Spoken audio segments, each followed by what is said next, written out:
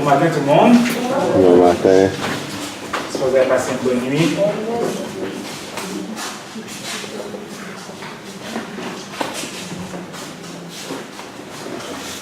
Josué, je vais peut-être avoir besoin de ton aide.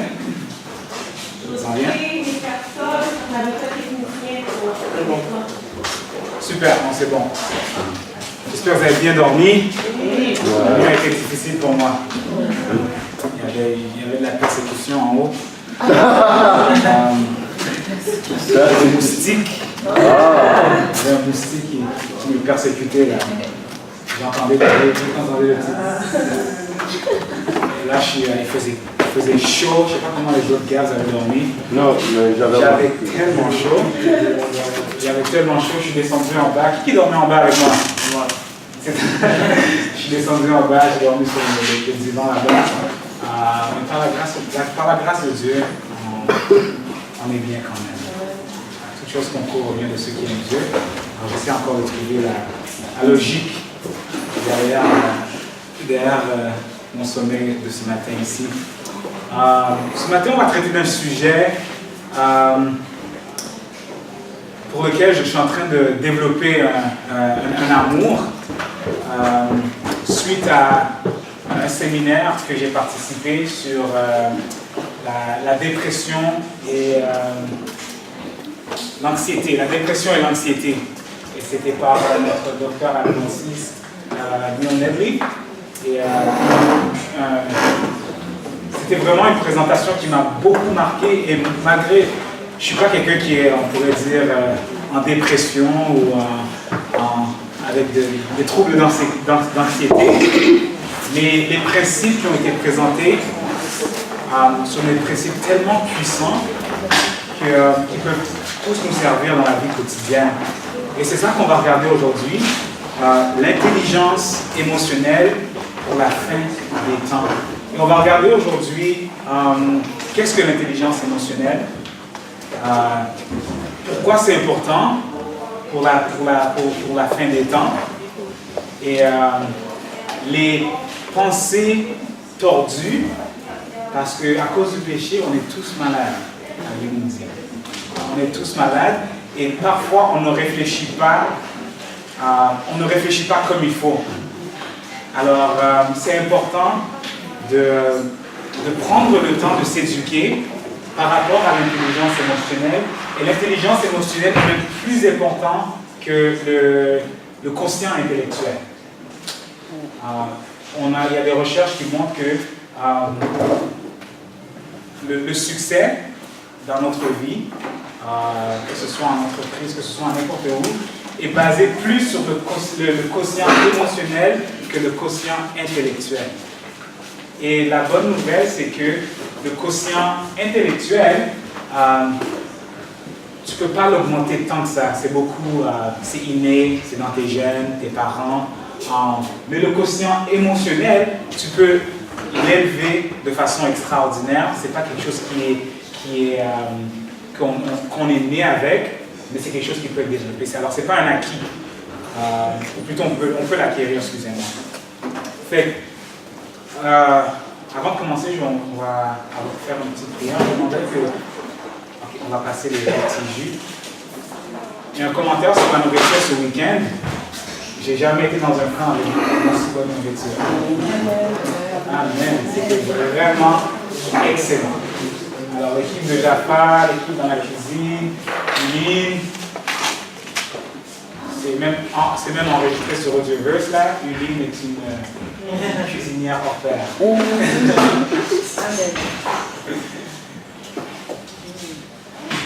Et je ne sais pas s'il y a des ressources en français, mais ça serait bien s'il y en a qui sont intéressés à faire le séminaire sur la dépression et l'anxiété. C'est un séminaire extrêmement intéressant. Je ne sais pas s'ils ont des ressources en français. Ça vient d'être traduit, c'est sorti. Ça vient d'être traduit? Gloire à Dieu. Par le ministère Mieux Vivre. Mais c'est juste pour dire que Dr. Nedley sera là au camp meeting le 28 et 29 juillet à Montréal. Gloire à Dieu. Ça serait une bonne opportunité de venir l'écouter. Je voulais juste faire ce spot. Ah, c'est super. C'est gloire à Dieu parce que ce programme-là est tellement puissant. Je pense que c'est un des outils évangéliques très puissant, surtout pour rejoindre les gens séculiers. Alors les gens qui ont les athées, les agnostiques, les gens vraiment séculiers. On a fait ça en novembre-décembre. On a fait le programme de 8 semaines. Moi et ma femme, on s'est inscrits parce qu'on voulait s'éduquer par rapport à ça. Et je vous dis, il y a eu à peu près 40 participants et plus de la moitié étaient des non-croyants. Il y avait des musulmans, il y avait des athées, il y avait des gens qu'au début de ces séminaires, tu voyais dans leur visage, il y avait une opposition là. Parce que le docteur Nedley, il fait référence à la Bible durant sa présentation. Et il y en a qui étaient fâchés là. Vous savez, comme des fois les athées, on pense que vous essayez de les convertir. Mais au fur et à mesure que le séminaire continuait, je vous dis, il y a eu une transformation dans le visage des gens. Il y a même des gens qui se sont excusés pour certains commentaires qu'ils ont faits à la fin du séminaire. Alors, il y a une madame qui pendant que, après une présentation, elle est venue et elle a dit, est-ce que les quotations, les citations qui étaient sur que le docteur présentait, est-ce que c'est Ellen White? Wow. Et là, elle a dit, oui, c'est Ellen White. Elle a dit, j'ai grandi dans l'église adventiste, mais j'ai laissé pendant plus de 20-30 ans. Et là, maintenant, je souffre de dépression, c'est pour ça que je suis venu ici. Je ne savais pas que c'était un programme adventiste. Et cette madame, elle a commencé à retourner à l'église. Il y a un musulman qui était présent dans ce séminaire. Et le musulman a dit, si c'est ça être chrétien, moi je veux devenir chrétien. Ce séminaire-là est tellement, je vous dis, moi ça m'a beaucoup impacté. C'est pour ça que je développe une passion pour l'intelligence émotionnelle, qui est une session dans les 8. Et c'est vraiment puissant. À la fin de ce séminaire, dans les 20 personnes les séculiers qui se sont inscrits, 80% se sont inscrits à un cours de cuisine végétalien après. Il y a eu ensuite, je pense, 8 personnes qui se sont inscrites à des études bibliques sur Daniel, sur le livre de Daniel. Parce que le docteur Nedley fait référence à ça, comme quoi le livre de Daniel est un livre où on voit beaucoup d'expressions sur l'intelligence émotionnelle. Comment Daniel, à Babylone, castré, en esclavage, et il a réussi à tenir debout et même à élever, à monter les échelons alors qu'il était un esclave. Alors c'est vraiment intéressant, il y a beaucoup de principes dans la Bible qui parlent de l'intelligence émotionnelle. Et on va voir que l'intelligence émotionnelle, c'est un concept biblique. C'est un concept biblique parce que Dieu nous a donné notre raison. Venez et raisonnons ensemble. Et ce qu'on va faire ce matin, on va raisonner sur nos pensées. Okay? Alors, comment va-t-elle pour une courte prière avant qu'on commence? Père éternel, Dieu créateur, Dieu tout-puissant, nous voulons te remercier pour le don des facultés que tu nous as données, Seigneur. Et tu nous as donné un message incroyable, le message de la santé, pour vraiment optimiser nos facultés intellectuelles, nos facultés physiques. Et ce matin, Seigneur, alors que nous regardons à nos pensées et comment tu veux diriger nos émotions et notre intelligence, Seigneur, nous demandons, Seigneur, que donne-nous la puissance de discerner les choses spirituelles ce matin. L'importance de ce sujet, Seigneur, et transforme nos vies, Seigneur, ce matin, par le renouvellement de notre intelligence. Je t'en prie, au nom de Jésus. Amen. Alors, on va commencer en lisant un texte. Romains chapitre 12. Romains chapitre 12. Le verset 2. Ici, c'est Paul qui nous exhorte, qui nous encourage. Dans Romains chapitre 12, verset 2, Paul nous dit, je vais vous laisser lire le passage, et c'est vraiment un encouragement et que Paul nous donne. Romains chapitre 12, verset 2. Okay? Il dit, ne vous conformez pas au siècle présent, mais soyez transformés par le renouvellement de l'intelligence, afin que vous discerniez quelle est la volonté de Dieu, ce qui est bon, agréable et parfait. Alors la Bible nous dit que nous devrions être transformés, comment, par quel moyen? Par le renouvellement de notre intelligence. Et si je pourrais prendre la métaphore que Jonathan nous a présentée hier, que je pense que c'était une métaphore tellement frappante, quand il a pris la corde, il a dit que Dieu, il tente de nous attirer à lui, d'être réconciliés à lui. Qu'est-ce qui nous empêche d'être réconciliés à lui? C'est le péché. Okay? Et la Bible nous dit que nous devrions être transformés. La victoire sur le péché, c'est une transformation. Et ce texte-là nous dit que nous devrions être transformés par quoi? Par le renouvellement de notre intelligence. Alors la transformation doit s'opérer où? Entre les deux oreilles. Parce que lorsque la transformation s'opère entre les deux oreilles, qu'est-ce qui se passe? Tout le corps suit. Okay? Et c'est ça vraiment la clé, l'importance de l'intelligence émotionnelle. Qu'est-ce que l'intelligence émotionnelle? Qu'est-ce que l'intelligence émotionnelle? L'intelligence émotionnelle a vraiment 5 composantes et c'est de reconnaître nos émotions, d'être capable de voir ce que nous pensons, de diriger ensuite ou de canaliser nos émotions, de reconnaître les émotions des autres, d'entretenir de bonnes relations avec autrui. Et l'intelligence émotionnelle nous permet de nous motiver à atteindre nos objectifs. Et j'ai souligné ici objectif parce que nous avons tous un objectif ici. Et quel est notre objectif? La Canaan céleste. Et faute d'intelligence émotionnelle, nous pouvons être découragés. Nous pouvons être découragés. Et le découragement, c'est une émotion, le découragement. Et Ellen White nous dit que le découragement est un des outils les plus puissants que Satan utilise pour arrêter la course chrétienne, pour nous ralentir dans notre course chrétienne. Et le découragement, c'est une émotion. Alors, on va regarder à nos émotions et la conséquence. Qu'est-ce qui impacte nos émotions? Et si vous voulez, à la fin de la présentation, je pourrais vous donner votre courriel, je pourrais envoyer la diapo. Si vous voulez, si vous perdez des notes, je vais pouvoir vous envoyer la diapo. Okay? Alors, quel est le lien entre les émotions et la pensée? Nos émotions sont la conséquence de ce que nous nous communiquons. Très important. Souvent, ce que nous pensons affecte automatiquement comment nous nous sentons. Nos pensées ont une forte influence sur nos émotions, plus que la réalité de notre expérience. Très intéressant. Ce que nous pensons, parfois, influence beaucoup plus ce que nous ressentons que qu'est-ce qui se passe dans notre vie. D'où il n'y a pas de condamnation pour ceux qui n'ont pas mis son cellulaire.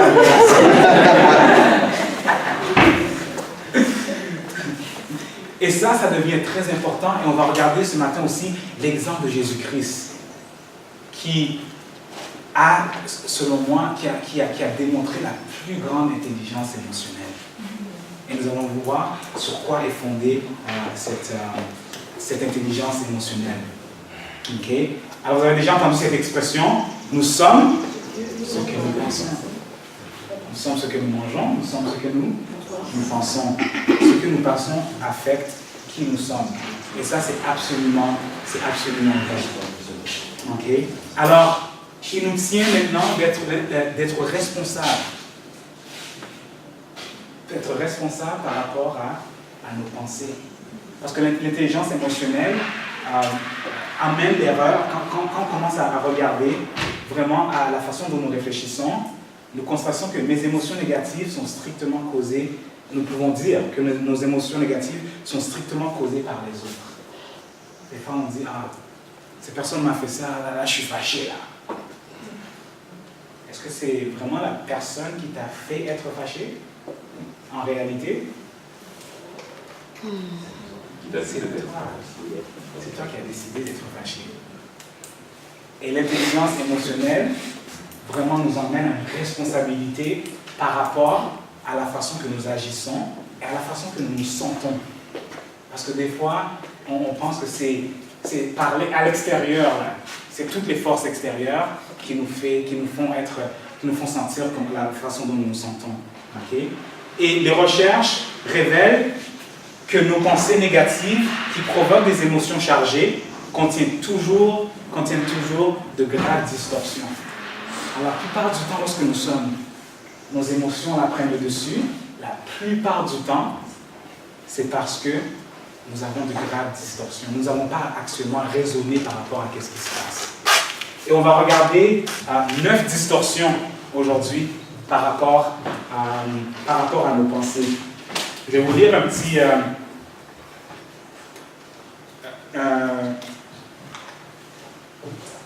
une cotation d'Ellen White.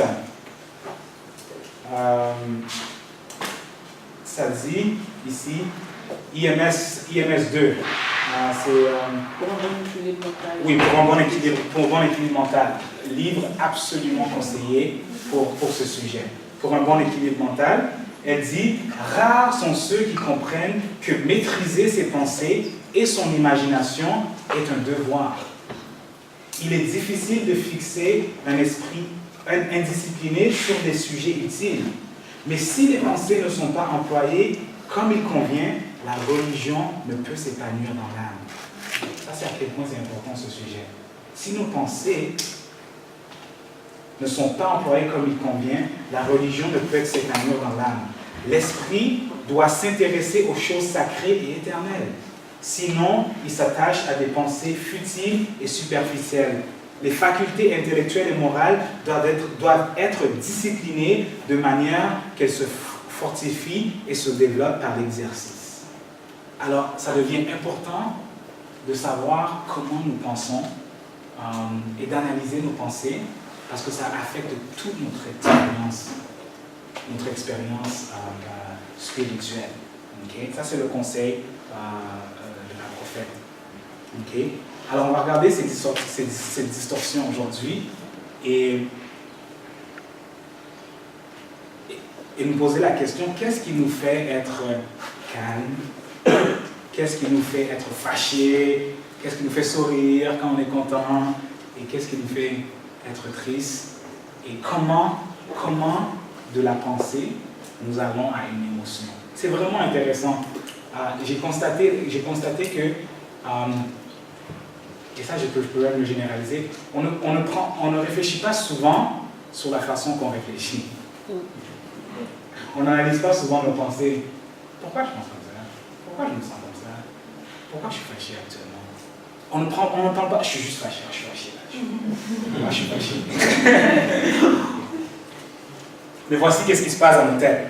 L'ABC du quotient intellectuel. Voici qu'est-ce qui se passe la plupart du temps. Okay? On a un événement activateur. Alors, quelqu'un dit quelque chose qui active une émotion. Et la conséquence, c'est qu'on a une émotion.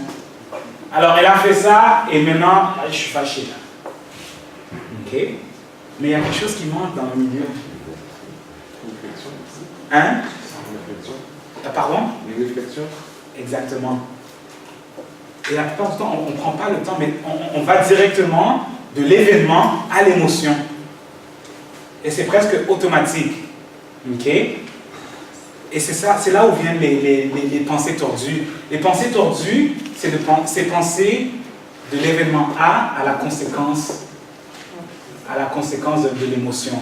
Okay? Penser que nous avons peu ou aucune habilité à influencer nos émotions et que l'événement est la cause directe de nos émotions ou actions. Okay? Penser que, OK, elle m'a fait ça, là je suis fâché.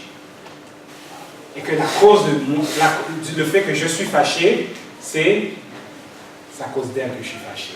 Ok? Mais ça, en réalité, ce n'est pas la vérité. Et on va constater que l'intelligence émotionnelle, c'est vraiment penser par rapport à la vérité. La vérité biblique et la vérité de qu'est-ce qui se passe dans la situation. Okay? Et c'est pour ça que la vérité devient extrêmement importante. Les gens qui disent qu'il n'y a pas de vérité absolue, la majorité souffre d'anxiété. La majorité souffre de troubles. Il y a beaucoup de troubles. Si vous regardez les New Agers, les gens qui sont dans le LGBT, le mouvement gay, lesbien, la majorité, j'ai constaté ça parce que je travaille souvent avec eux, c'est tous des gens qui ont de l'anxiété parce qu'ils n'ont pas aucun fondement sur lequel ils peuvent baser leur réflexion et avoir les émotions qui sont basées sur cette réflexion-là. Okay? Mais on fait aussi la même erreur. Quand on parle le temps d'analyser, ok, ceci est arrivé, B, c'est pour belief, et ici, la croyance, notre perception, okay? L'événement activateur, la croyance ou la perception, et ensuite vient la conséquence émotionnelle. Okay? Alors on va faire un petit exercice. Est-ce que ça va à date? On comprend la différence? Ouais. Est-ce que vous voyez un peu là-dessus? Ouais. Vous voyez là-dessus, hein? Je vous dis, c'est fascinant. Ça m'a vraiment aidé dans mon mariage. Ma femme me dit quelque chose, ah là, je suis fâché. Mais quand tu commences à réfléchir vraiment, pourquoi elle m'a dit ça? Parce qu'elle veut que je me corrige, parce qu'elle m'aime. Et tu commences à réfléchir, tu dis, ah mais là, j'ai absolument aucune raison d'être fâché en réalité. C'est incroyable lorsqu'on commence à réfléchir, à raisonner. Et c'est ça qui fait la différence entre nous et les animaux. C'est pour ça qu'on a été créé à l'image de Dieu. On est capable de raisonner de cause à effet. Et de vraiment de réfléchir, d'analyser, d'utiliser notre mémoire, d'utiliser la Bible. C'est ça qui nous distingue des animaux. C'est pour ça que les animaux, tu fais quelque chose, ils réagissent. Mais Dieu veut nous restaurer à l'image, à son image complète. Lorsqu'on peut réfléchir comme lui, il réfléchit. Okay? Alors, je vais vous poser la question et je vais vous demander la citation numéro 1. Elle m'a blessé par ses paroles. Est-ce que ça c'est du AAC ou c'est du ABC? AAC. AAC. Est-ce que la blessure a été causée par qui? Par l'autre personne. Ça, c'est du AAC, c'est tordu, c'est une pensée tordue. Okay? Mon patron me frustre et plus je pense à lui, plus je suis fâché. AAC. Et des fois, on réfléchit comme ça. Mon pasteur, là, il m'énerve. On réfléchit comme ça souvent. Okay? Je me suis rendu malade en pensant à elle. AAC. Qui sont très amoureux. AAC. Parce qu'on dit que c'est elle qui te rend malade. Non. Je reconnais que je suis malade, que c'est moi qui suis malade. Ok, c'est comme ça que je me suis rendu malade, c'est moi. C'est à cause de moi. Ouais, c'est ça, Tu voyez? Ça, c'est du ABC. C'est à cause de cette femme. C'est à cause il reconnaît que c'est sa faute. J'aurais pu faire autrement. J'aurais pu faire autrement, mais je me suis rendu malade. Juste une question pour la situation 1. Oui. Mais ça arrive que les gens disent des choses blessantes. Absolument. Ils parlent d'une situation où c'est la vérité. Dans le sens que, après le raisonnement, ben oui, c'est vraiment les paroles, mais c'est pas vraiment systématique, c'est ça? Exactement. Et pensez à Jésus-Christ. Est-ce qu'il y a des paroles qui ont été dites à Jésus-Christ qui étaient blessantes? Oui. Le contenu était blessant. Mais pourquoi Jésus n'était jamais blessé?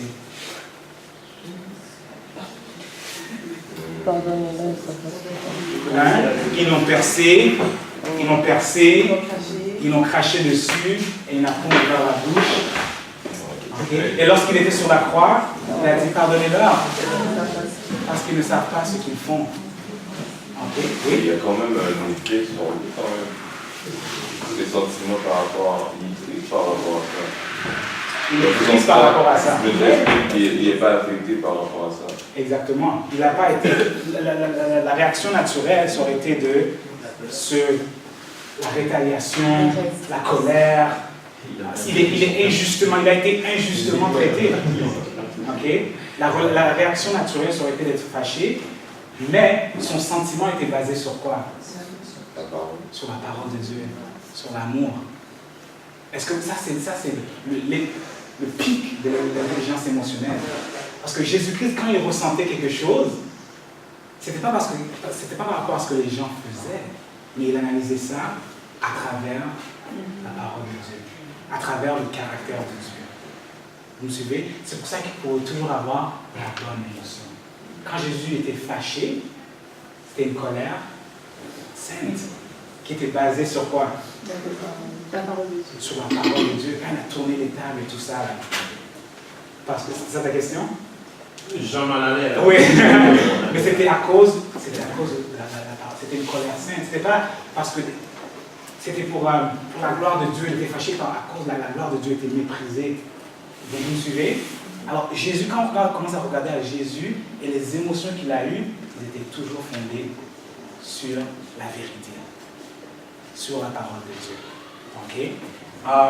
Alors on va regarder les distorsions que l'on fait souvent. La première distorsion, c'est la distorsion qu'on appelle all or nothing, tout ou rien. Alors un exemple, c'est complètement gâché. Ah, c'est fini. J'ai plus aucune chance.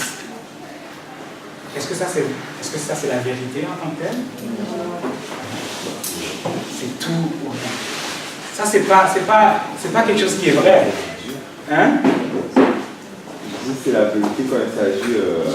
Oui, mais là on parle des pensées. Ouais. Vous me suivez quand on Je dit donne là. un exemple, puis comme un exemple concret, puis comme ça on peut nous aider à mieux comprendre. Un exemple, ça a l'air banal. Tu te lèves le matin et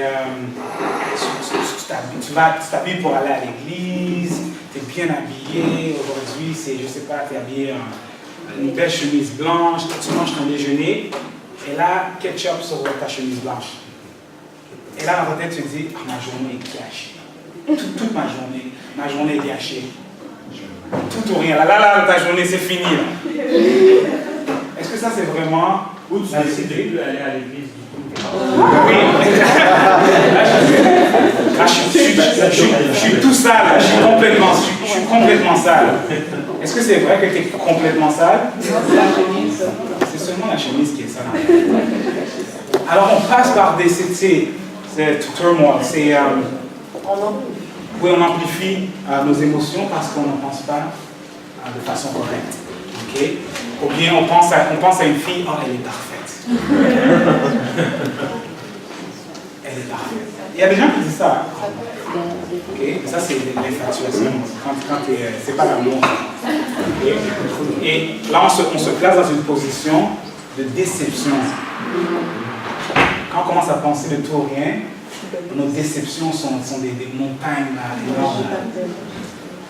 Okay. Il est parfait. Alors, mais le jour qu'il fait quelque chose qui est hors de ta perception, de la conception de perception. Là, t'es comme, oh, je ne savais pas qu'il était comme ça. Je lui demande le divorce.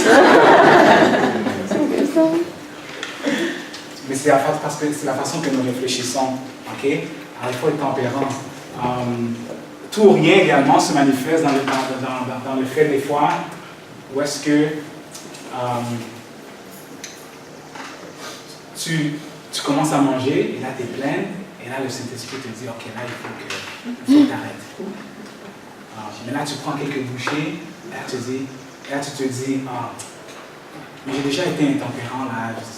Allons-y à fond.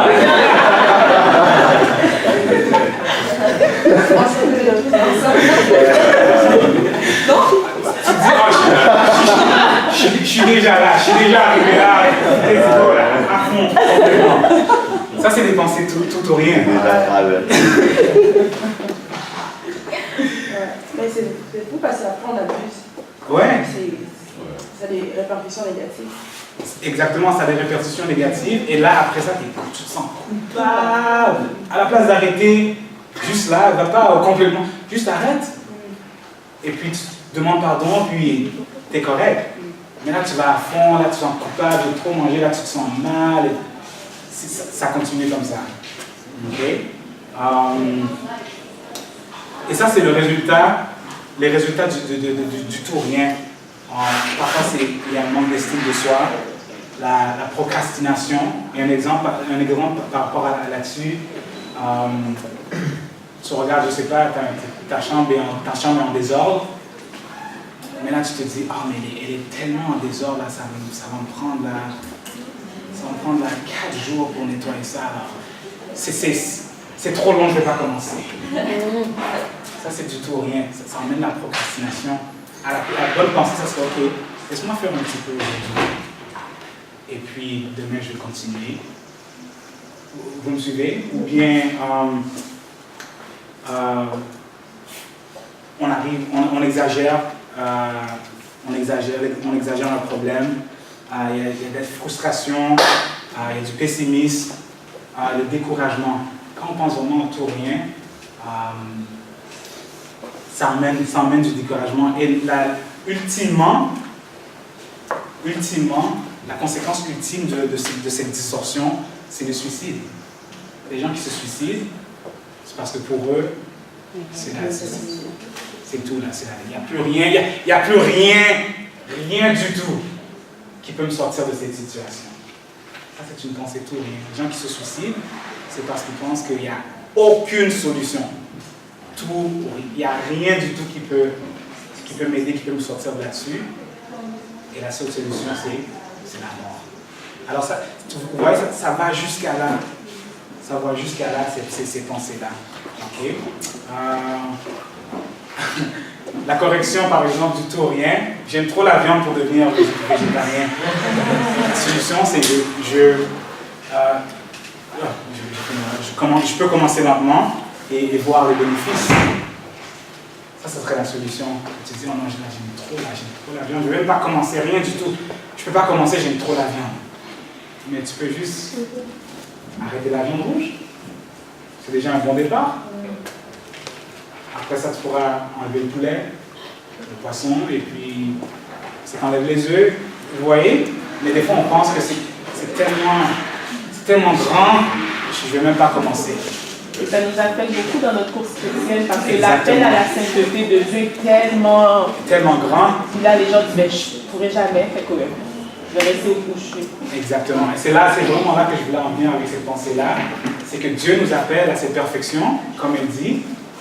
Et là, on est tellement découragé, je ne vais même pas commencer. Beaucoup de gens pensent que la chrétienté est tellement difficile, ça ne vaut même pas la peine de faire le premier pas. Alors que Dieu nous demande de faire le premier pas, et lorsqu'on fait le premier pas, qu'est-ce qu'il fait? Il ouvre la mer rouge. Complètement. Vous me suivez? Alors c'est important de reconnaître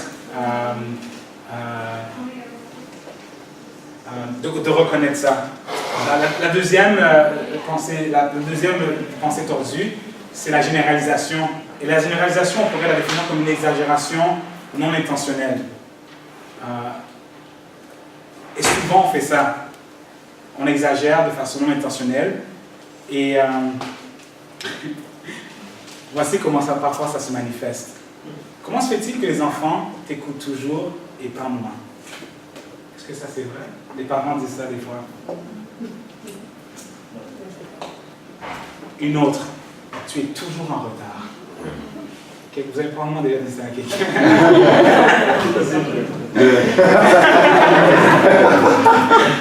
Est-ce que c'est vraiment la vérité qu'il n'y a pas eu une seule occasion dans la vie de cette personne qu'ils ont été à l'heure? Non, mais je pense qu'on dit des hyperboles par exprès pour dire que tu es souvent en retard. Mais je pense pas qu'on veut vraiment dire que tu es toujours. On dit ça par contre. Non, on le dit, mais je pense pas qu'on le pense comme. Je pense qu'on dit toujours dans le sens de souvent, comme tellement souvent, puis ça nous dérange qu'on dit toujours. La parole est créatrice.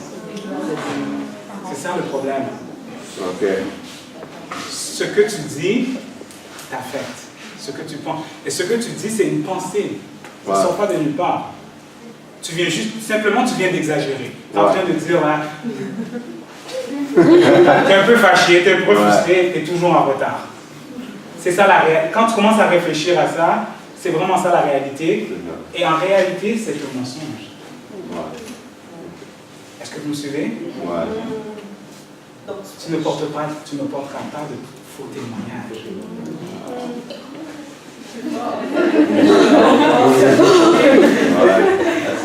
Je vais venir à toi. Est-ce que vous me suivez? Quand tu commences à raisonner à ça, tu dis, mais c'est pas vrai que ce que je viens de dire. C'est pas vrai que Florinda est toujours en retard. On pourrait dire que Florinda est souvent en retard. Mais dire que Florinda est toujours en retard, c'est en train d'envoyer une prophétie sur elle. Et c'est vraiment décourageant. C'est vrai ce que tu dis, parce qu'il y a quelqu'un d'autre qui ne connaîtrait pas Florinda et qui t'entend dire ça a déjà une mauvaise perception.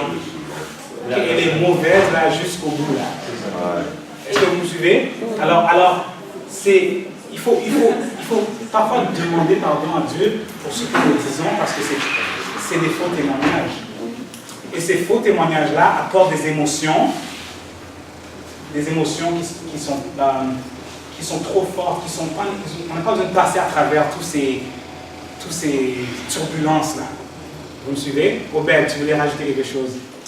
Je veux juste mentionner que souvent, on n'a pas conscience de la valeur de nos paroles. Parce que la Bible nous parle toujours avoir des paroles qui sont pures, qui sont aimables et courtois. Et certaines fois, ce qui arrive, c'est qu'on minimise la portée de nos paroles et des mots. Et surtout en tant que jeunes, on parle mal, mais on ne se rend pas compte à quel point, on parle mal, mais peut-être que je dirais un manque de vocabulaire, dans le sens qu'au lieu de dire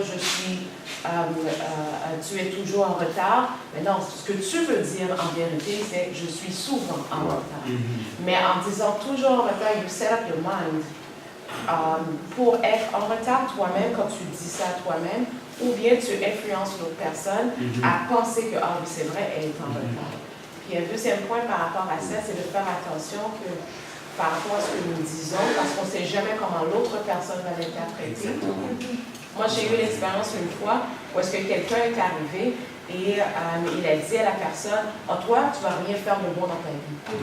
Mais en disant quelque chose comme ça, je ne suis pas sûre que la personne voulait être vraiment méchante, ou juste parce qu'il y a une situation qui était arrivée et la personne et puis parce que cette situation-là arrivait souvent, la personne ne va jamais rien faire de bon dans ta vie. Donc, même si c'était un mi-joke ou mi-sérieux, et une autre fois, j'ai revu cette même personne à qui cette phrase lui a été dit, et puis la personne parlait toute seule, puis disait, tu vas rien faire de bon dans ta vie, tu vas rien faire de bon. So we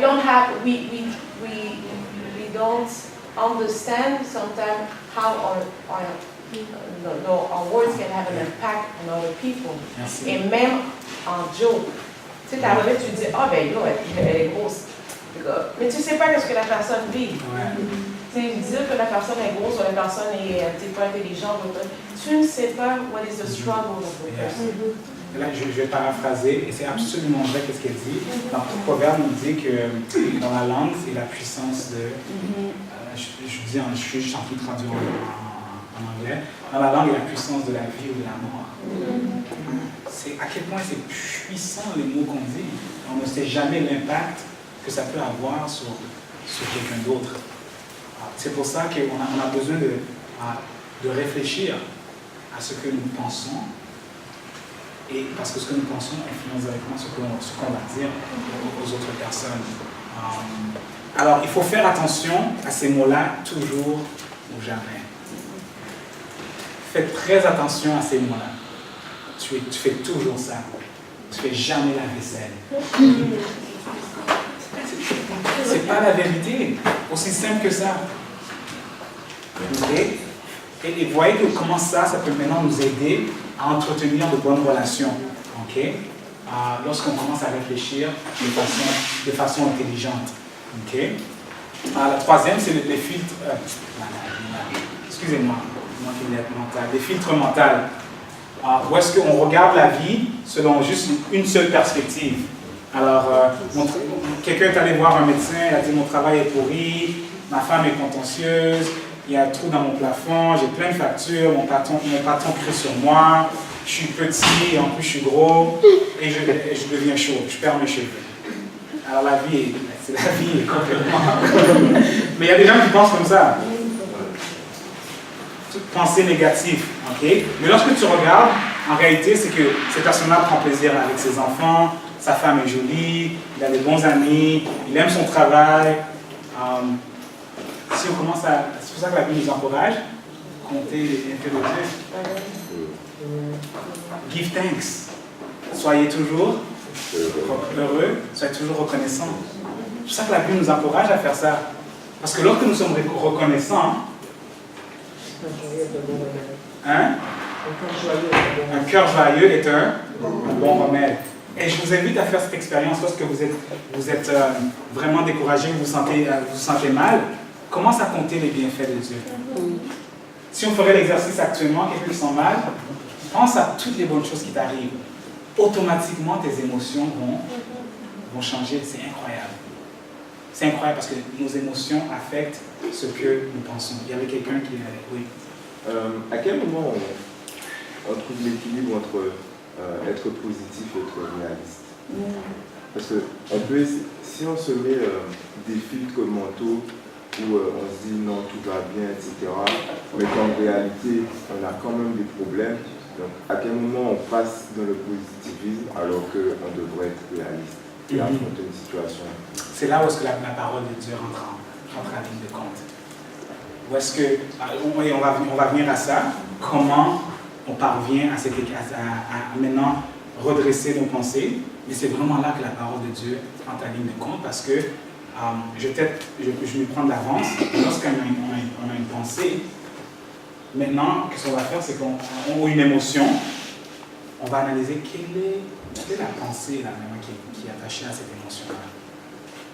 Et cette pensée-là, maintenant, je vais analyser cette émotion par rapport à la vérité biblique.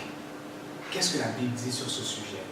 Qu'est-ce que la Bible dit sur mes circonstances actuelles? Est-ce qu'il y a une promesse que je peux réclamer?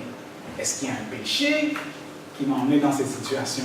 Tu comprends? Et là, tu commences à raisonner, mais tu raisonnes par rapport à la Bible. Comme ça, tu vas avoir des émotions réelles. Tu vas avoir une expérience réelle avec Dieu. Un bon exemple là-dessus, c'est des fois, je pense qu'on va arriver à cela, c'est lorsque vient le temps des dévotions, et des fois on ne sent pas la présence de Dieu. Tu as partagé ça avec moi en plus hier. Et ça, c'est une distorsion qu'on va arriver, c'est le raisonnement émotionnel, parce qu'on raisonne par rapport à nos émotions. Dangereux. C'est vraiment dangereux. On va arriver à ça, et ça va un peu répondre à ta question. Je vais lire la citation en anglais, je vais pas traduire celle-là, on va peut-être la paraphraser ensemble. Our imagination was not given to us to be allowed to run riot and have its own way without any effort at restraint and discipline. If the thoughts are wrong, the feelings will be wrong, and the thoughts and feeling combined make up the moral character. Nos pensées, okay, et nos émotions combinées ensemble composent le caractère moral. Nos pensées. La moralité, c'est pas ce que je fais. Vous savez, la moralité pour Dieu commence où? C'est pour ça que si tu regardes une femme et que tu commences à penser, tu as déjà péché. Parce que la moralité pour Dieu, elle commence dans la pensée et les émotions qui vont avec ces pensées-là. Là, on est à un autre niveau. Là. C'est là où est-ce que Dieu opère pour nous guérir, dans le fond. C'est là vraiment ce que Dieu opère pour nous guérir, c'est au niveau de nos pensées. Et souvent, qu'est-ce qu'on fait aussi? C'est qu'on devine les pensées des gens. Il ne réussira jamais avec ce péché, il est tombé si souvent. Ça, c'est une distorsion? Oui, ça, c'est une autre distorsion. Il réussira jamais avec ce péché, il est tombé si souvent. Alors, tu regardes quelqu'un et tu te dis, ce gars-là, regarde-le, la façon qu'il agit là, tu regardes quelqu'un qui est gay et puis tu dis, il ne pourra jamais changer. Est-ce que tu as lu dans sa tête? Qu'est-ce qui se passe dans son raisonnement? Okay. La Bible nous dit qu'on peut juger les actions. Et la Bible nous donne la permission et l'autorité, parce qu'elle dit que nous devons participer au jugement, nous allons juger des anges. Alors si nous allons juger les anges, il faut qu'on soit capable de juger dans les affaires, ici, dans les affaires terrestres. Alors la Bible nous permet de juger les actions. Souvent on dit, ne me juge pas. Non, la Bible dit, ne juge pas ton prochain. Non, la Bible nous permet de juger les actions. Ce que la Bible ne nous permet pas de faire, c'est de juger les motifs des gens. Souvent, on ne connaît pas les motifs des gens. Alors, tu vois quelqu'un qui fait de la vitesse sur l'autoroute, 160 km/h, tu peux dire, cette personne-là est conduit dangereusement. Tu condamnes l'action. Mais tu ne peux pas dire, cette personne-là, c'est une mauvaise personne. Hein? Regarde-la comment elle conduit vite. Qu'est-ce qui te dit que sa femme n'est pas enceinte dans la voiture et qu'il doit aller à l'hôpital rapidement? Qu'est-ce qui te dit que son enfant est malade, crise cardiaque et il doit se rendre? Tu ne sais pas. Tu vois ce que je veux dire? À moins qu'on connaisse les motifs des gens, on ne peut pas juger les gens. On peut juger les actions, on ne peut pas juger les motifs des gens. Oui. Mais en dessous des actions, il y a des motifs. Exactement. Mais alors on ne peut pas juger les actions. Non, tu peux juger une action. Quelqu'un qui tue, quelqu'un, ça c'est le péché. L'action est péché. Tu me suis? Mais tu nous condamnes. À moins que tu connaisses les motifs. Si tu connais les motifs, oui. Tu peux aussi juger les motifs si tu les connais. Mais cette distorsion, c'est qu'on devine les pensées des gens. Il a fait ça parce que ceci, cela, et là, en réalité, c'est que c'est Dieu. C'est pour ça que Dieu est le seul qui peut juger parfaitement. Parce qu'il connaît les pensées, les motifs et les pensées des gens. Okay? Deux personnes et on va continuer. Oui, Jonathan? Non, vas-y. Comme une bonne exemple de ça, puis ça c'est un très bon point parce que ça joue très fortement sur nos relations comme interpersonnelles avec les autres, surtout à l'église, dans nos proches. Un bon exemple, ça serait, disons que quelqu'un t'a dit quelque chose, puis tu lui dis comme, t'as fait une erreur. C'est complètement différent que qu'est-ce que tu lui dis que t'as tort, ou encore pire, c'est que tu lui dis que tu mens. Il y a une différence entre juger les actions et une différence entre juger les motifs. Si tu dis à quelqu'un que tu mens, là, tu peux juger les motifs. Tu essaies de deviner les pensées. Mais si tu dis que tu as fait une erreur, c'est complètement différent. Alors, c'est ça un peu le point derrière ça. Merci. Oui, Jonathan? Il faut dire que dans la Bible, le mot juger, il y a deux sortes de façons que c'est utilisé. Une fois, c'est utilisé pour discerner. Alors, ça, c'est une manière positive. Parce que si mon enfant me dit « ne me juge pas », et moi, j'essaie d'expliquer quelque chose, et où je dis à l'enfant « il ne faut pas juger, cette personne prend la drogue », mais peut-être c'est une bonne chose, peut-être c'est une mauvaise chose, c'est qu'on ne va pas discerner. Alors, juger peut dire discerner, mais juger peut aussi dire condamner. Alors, quand la Bible nous dit « ne juge pas », que toi tu ne sois pas jugé, ça veut dire condamner, juger dans ce contexte-là. Mais on doit juger dans le contexte de discernement. C'est sûr que l'Esprit aussi, ça nous parle où on ne doit pas juger les motifs et le caractère des gens. Ça nous dit que ce travail-là ne nous est pas donné de juger le caractère et les motifs. Les motifs des personnes. Mais c'est juste pour savoir qu'il y a deux façons dont le mot est utilisé. Merci. Alors justement, pour aller avec le sens de discerner, c'est juste de reconnaître est-ce que l'action qui a été commise va ou non selon la parole de Dieu. Exactement, ça c'est le discernement. C'est ça. Ok, merci. Merci pour ça. Oh, une autre personne? Oui. Ouais, vous avez dit, on peut juger les motifs sur exemple, si j'ai un enfant. Non, exemple, si tu connais le motif de la personne. Et dans le sens où, tu vois, les actions qui suivent, c'est clair que d'où tu vas aller dans un enfant, tu sais, il fait telle affaire, mais tu sais déjà, ça va s'amener. Là, tu sais déjà So, est-ce que le mot... Tu sais comment approcher la situation maintenant. C'est ça. Ouais, tu sais comment... Je veux dire, attention, c'était la personne intermédiaire. Exactement. Et l'erreur ici, c'est que souvent on ne sait pas. Et on vient aux conclusions sans nécessairement savoir. Et ça nous emmène, nous, la relation qu'on a avec ces personnes-là maintenant, elle est tordue parce qu'elle n'est pas basée sur quelque chose qui est vrai. Tu vois ce que je veux dire? Je vais donner un exemple, peut-être dans ma vie à moi. Par exemple, ma femme me dit quelque chose. Ma femme est très, elle est très passionnée. C'est une femme vraiment passionnée.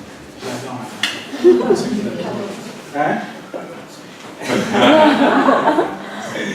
Et des fois, on a des conversations. Et moi, je suis plus le gars, on va raisonner. Et elle est très très passionnée. Alors des fois, elle va élever le ton un petit peu. Et moi, j'ai grandi dans un environnement parce que tout le monde est Afrique de l'Est, là. Tout le monde est relax.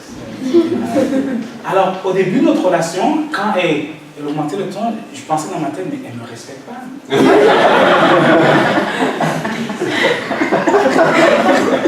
Est-ce que vous me suivez? Est-ce que vous me suivez? Qu'est-ce que j'ai fait? J'ai lu ses pensées, l'enfant. C'est ça que j'ai fait. J'ai lu ses pensées. Je me suis dit, oh non, là, elle ne me respecte pas. Là. Mais la réalité, ça, c'est pas vrai. Et là, quand je lui dis, pourquoi tu as élevé le ton? Elle dit, oh non, parce que là... Et là, tu trouves le fondement de qu'est-ce qui se passe dans la pensée. Quand tu trouves la véritable pensée, là, tu peux avoir une émotion qui correspond à la vérité. Là, tu peux dans le fond avoir le discernement d'avoir la bonne émotion. Est-ce que vous me suivez? C'est dans ce contexte-là qu'on dit, il ne faut pas essayer de lire des pensées des gens. Okay? Et entre les hommes et les femmes, qui fait cette erreur le plus souvent, vous pensez? Les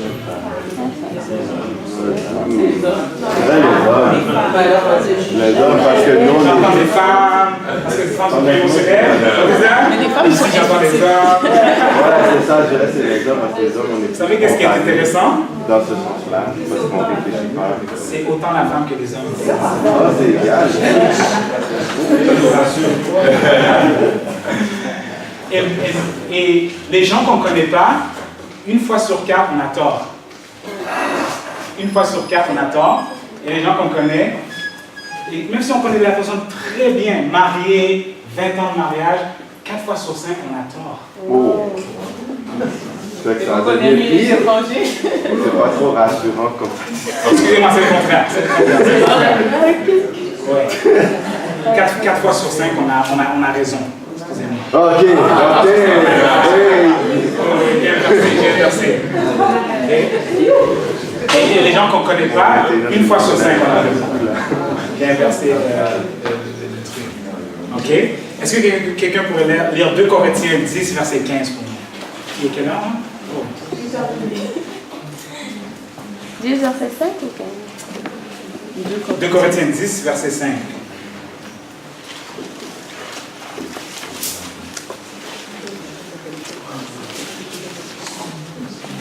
Nous renversons les raisonnements et toute hauteur qui s'élève contre la connaissance de Dieu et nous amenons toute pensée captive à l'obéissance du Christ.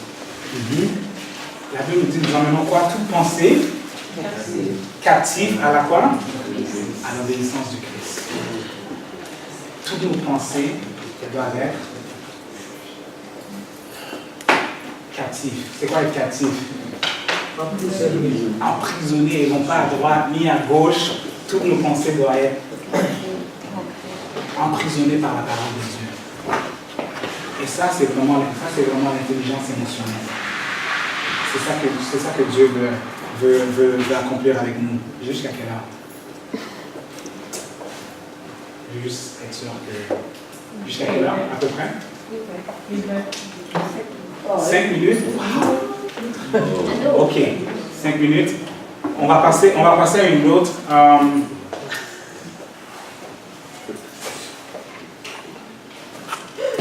jouer au devin, ça c'est encore une fois lorsque on joue à être comme Dieu dans le fond. On pense qu'on sait qu'est-ce qui va arriver dans le futur. Je ne pourrai jamais avoir la victoire sur ce péché.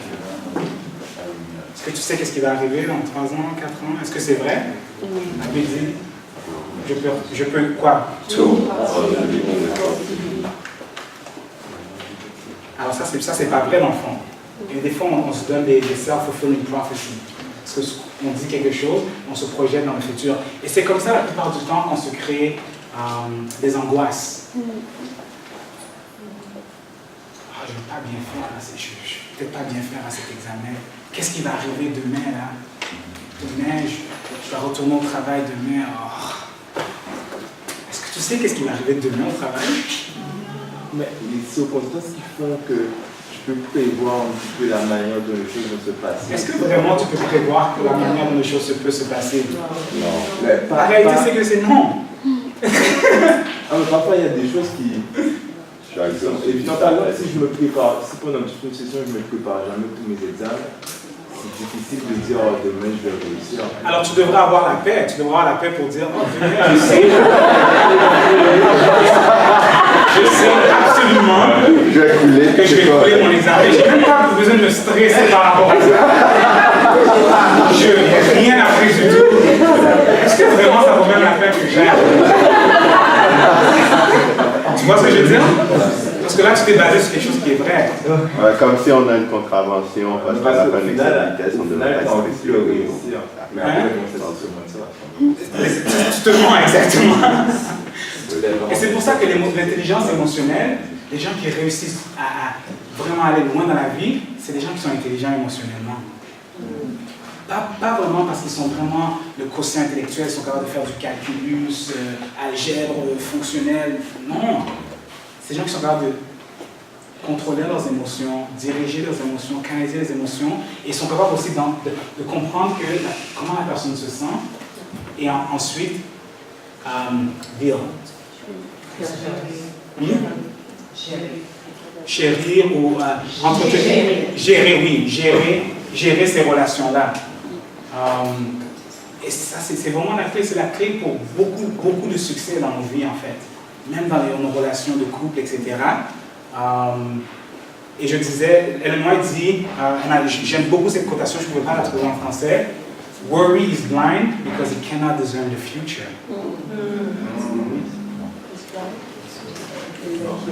Les inquiétudes sont aveugles parce qu'ils ne peuvent pas discerner le futur. Tu ne sais vraiment pas qu'est-ce qui va arriver demain. Demain pourrait être la meilleure journée de ta vie. Mais on se crée des émotions parce qu'on joue au devin. Okay? Minimiser et la magnification, c'est focuser sur ce qui est pas important et donner trop d'importance à ce qui est mineur.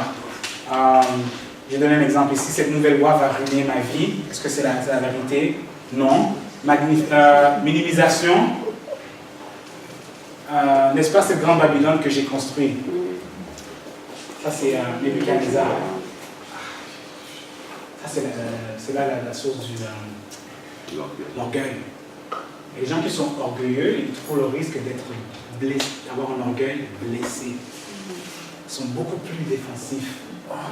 C'est parce que c'est l'orgueil. Alors quand tu dis quelque chose qui va pas contre leur orgueil, là, ils sont... Mais c'est à cause qu'ils se pensent tellement... Ça, c'est la magnification. Les 10 vierges, ça, c'est la minimisation. Ils ont minimisé le fait de se préparer à l'examen. Ça fait pas de sens que tu ne sois pas préparé, tu me suis. Ils ont minimisé de se préparer à quelque chose qui était tellement important et ils l'ont minimisé. Okay? Et souvent, on fait ça avec la parole de Dieu.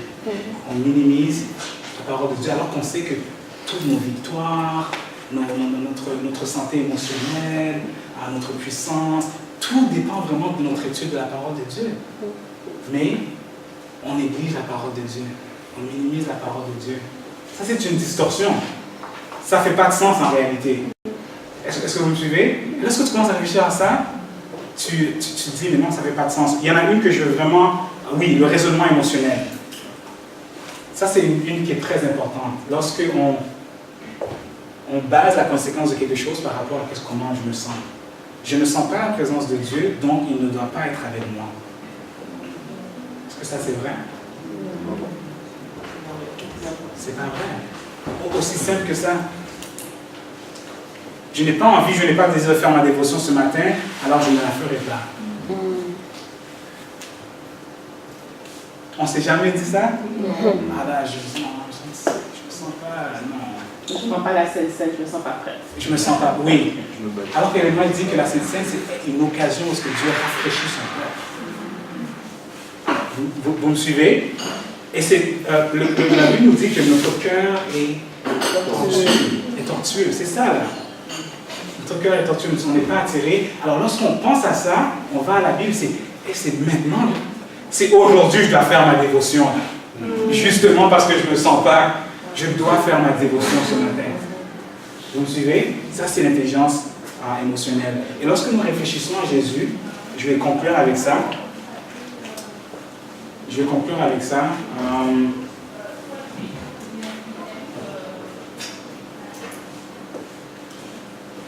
Allons dans Matthieu 26, versets 36 à 46.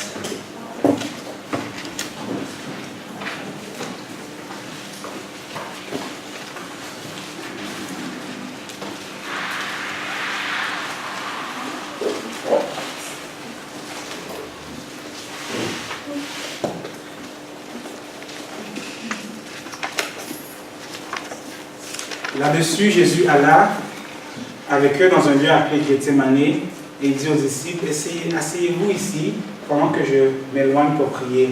Il prit avec Pierre et les deux filles des Zébédée et commença à éprouver de la tristesse et de l'angoisse. Ça, c'est des émotions. Et la tristesse et l'angoisse de Jésus étaient basées sur quoi? Il portait tous les péchés, il est devenu péché pour nous. Alors, la séparation avec son Père,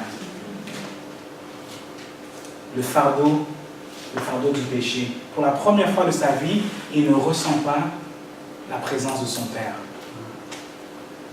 Est-ce qu'il avait péché? Il a pris nos péchés. Okay. Maintenant, pensez, oui? À quel moment que Jésus prend le péché? Enfin, on lit la Bible, est-ce qu'il y a un moment précis où là il commence à prendre les péchés ou bien c'est dans ces environs-là. Il ressent déjà le fardeau du péché. Quand il a dit ça, il ressent, il est en train de prendre les péchés. Je pense que c'est déjà, il était dans le processus, c'est pas quelque chose comme ça, mais n'oubliez pas, il venait juste de célébrer quoi? La Pâque. Alors le timing, c'était là, c'était cette journée-là. Là. Parce que c'est la Pâque, l'agneau va être immolé. Okay? Alors Jésus a des sentiments de tristesse et d'angoisse. Et ces sentiments de tristesse et d'angoisse sont basés quand même sur la réalité. Vous me suivez? Il n'est pas en train d'inventer, il n'a pas de pensée tordue. C'est basé sur la réalité. Mais je vais vous emmener un point là-dessus. Il prie mon Père, s'il est possible de faire cette coupe s'éloigne de moi. Toutefois, non ce que je veux, mais ce que tu veux. Jésus a mis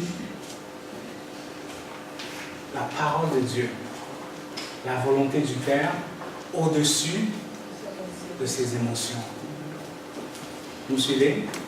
Et ça, malgré le fait que c'était difficile, la situation en tant que telle était extrêmement difficile.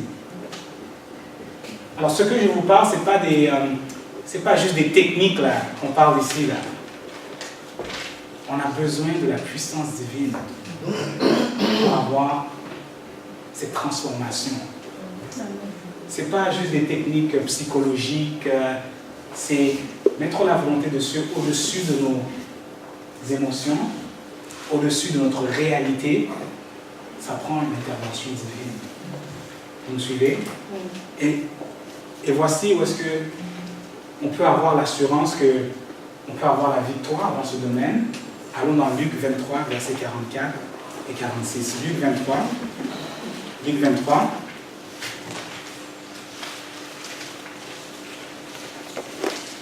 versets 44 et 46.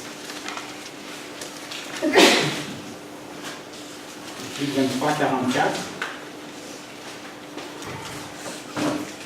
à 46.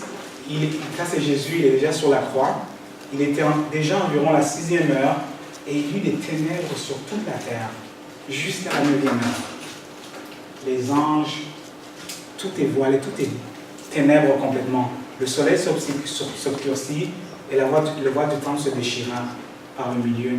Jésus s'écria d'une voix forte, « Père, je remets mon esprit entre tes mains. » La première fois que j'ai lu ce passage-là, ou quand je pensais à ce passage-là, je pensais toujours que Jésus était sur la croix comme ça, et il a juste dit, « Père, je remets ma volonté entre tes mains. » Et il est mort.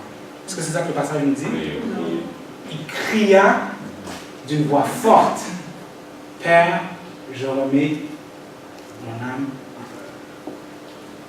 entre tes mains. » Et quand vous lisez le commentaire d'Ellen White par rapport à ce passage, elle dit que ce cri-là que Jésus a poussé, c'était un cri de victoire.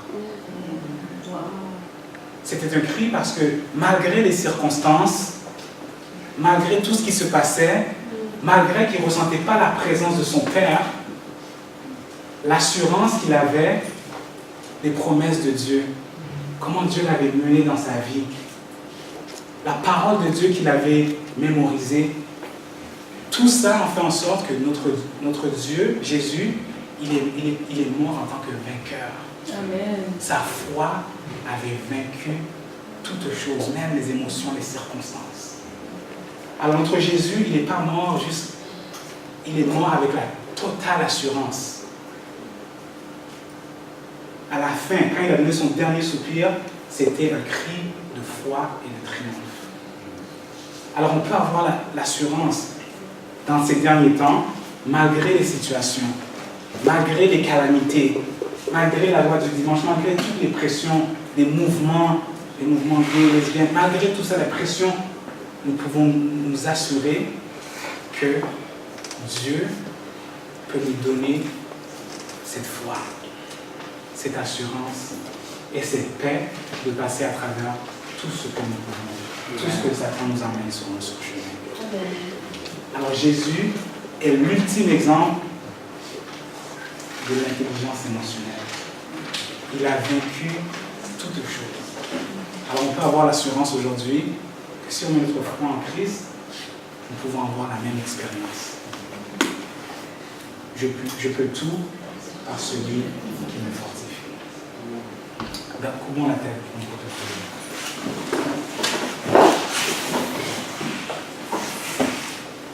Père éternel, Dieu créateur, Dieu tout-puissant, nous voulons te remercier pour l'exemple de Jésus-Christ. Nous voulons te remercier, Seigneur, pour